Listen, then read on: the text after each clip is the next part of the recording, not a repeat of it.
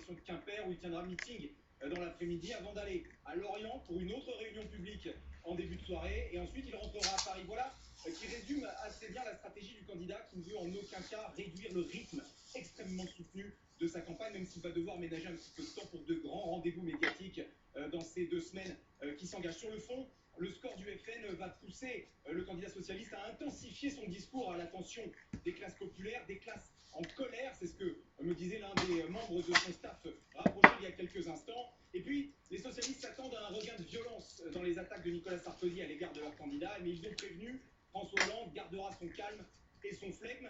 Un dernier élément d'information pour vous, Élise. Un déplacement est évoqué demain en région parisienne pour François Hollande, peut-être dans le Val d'Oise.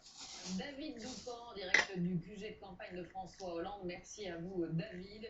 Vous le savez, si vous avez suivi la soirée électorale, c'est dans son fief de Tulle, en Corrèze, que François Hollande a décidé d'attendre les résultats. C'est là aussi qu'il a prononcé son seul discours hier soir.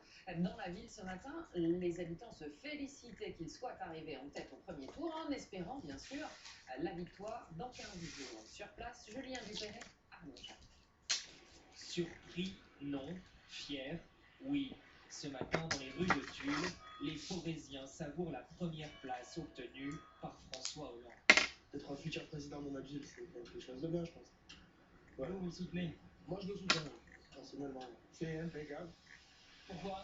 Parce que j'ai voté pour lui, et il l'a quand même, et puis voilà. Score sans appel pour François Hollande, 56,4% des voix à Tulle.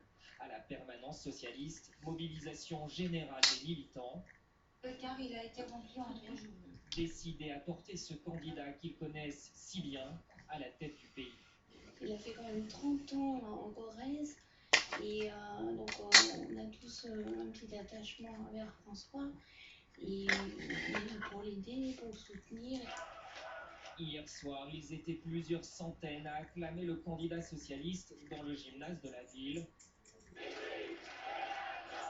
Heureux que celui qui a obtenu son premier mandat local ici en 1983 choisisse la Corrèze pour parler aux Français le soir du premier tour. Il faut changer, il faut suivre les centres de la Corrèze, donc mettre François président.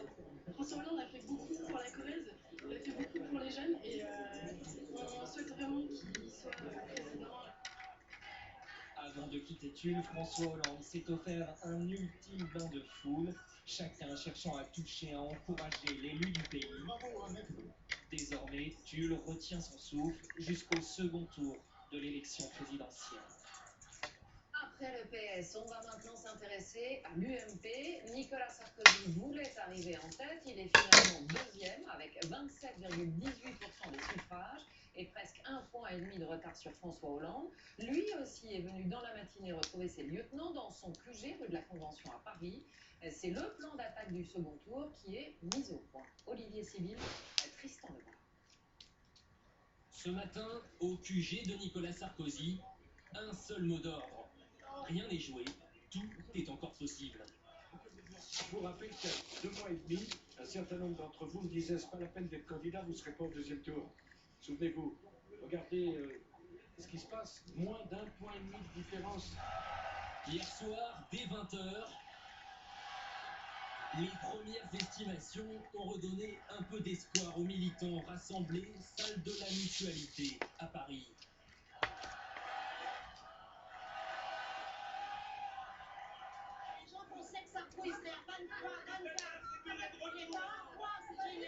L'écart est faible, je pense qu'il va rester faible. En ce moment, il faut pas encore gagner, rien n'est joué, vraiment rien n'est joué. On reste toujours motivé et optimiste. Nicolas Sarkozy, lui, se montre plutôt discret. Vers 21h30, il fait enfin son entrée par une porte dérobée. Pas de bain de foule et un discours de quelques minutes à peine pour remobiliser son camp. Merci d'y avoir cru. Merci d'avoir déjoué tous les pronostics. Merci d'être là. Merci d'aimer à ce point la France. Merci. Tout commence. Dans la salle, tout le monde a déjà les yeux tournés vers le second tour. Et une question cruciale, comment rassembler la droite et surtout convaincre les électeurs du Front National? Marine Le Pen est contre le vote des étrangers et Sarkozy aussi. Du coup, il y a vraiment comment et au point de vue sécurité, je pense qu'ils se rejoignent énormément. Je pense qu'il y a certains électeurs qui ont voté pour Marine Le Pen parce qu'ils étaient contre Nicolas Sarkozy. Mais c'était un vote sanction et qu'au deuxième tour, ils vont se rallier à Nicolas Sarkozy. Mais officiellement,